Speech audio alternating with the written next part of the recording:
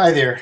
So I just looked up in the computer, and since I stopped trying to call this a hobby and acknowledged it was actually a business, I've owned 235 FJ62s.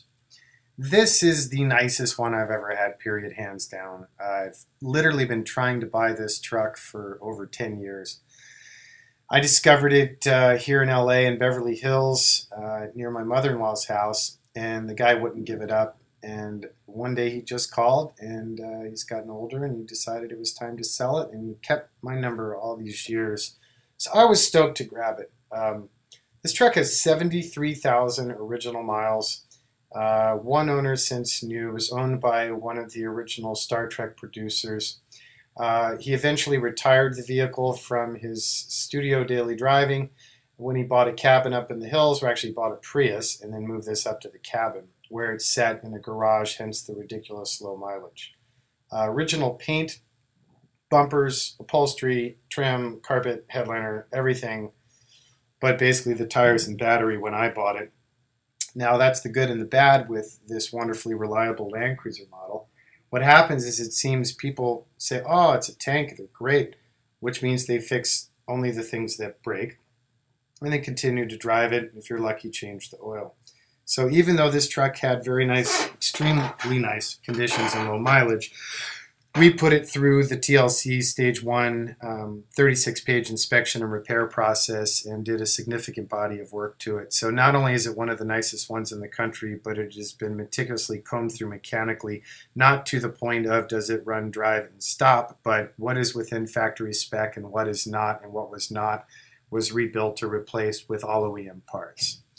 So the highlights of that service include a major OEM tune-up with cap rotors, wires, filters, fuel injection service, rebuilt AC compressor, all new high pressure lines, new expansion valve, and a 134 refrigerant conversion at the same time.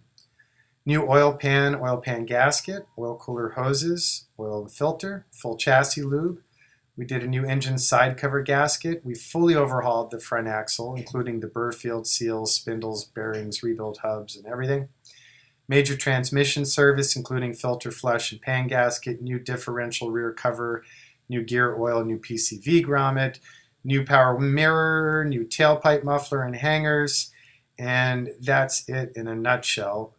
It's stock down to the AM/FM radio with the cassette. Forgive me, I could not find a cassette to test the bugger, but I do believe it functions appropriately. Even the seats are still stiff, and you sit like 3 inches higher than you do in your usual slightly worn out, blown foam FJ62. To restore a truck, to get it back to this condition, would cost far in excess of what the price of this truck is. And as the market is starting to acknowledge more and more, they are only original once. And you just can't fake it or duplicate it. I mean, everything down to the hardware plating in the door jambs, I mean, everything is just stupid, immaculate. So that's the end of my story. Watch the video, buy the truck, please. It's going to sell really quick because, I mean, they just don't show up like this anymore.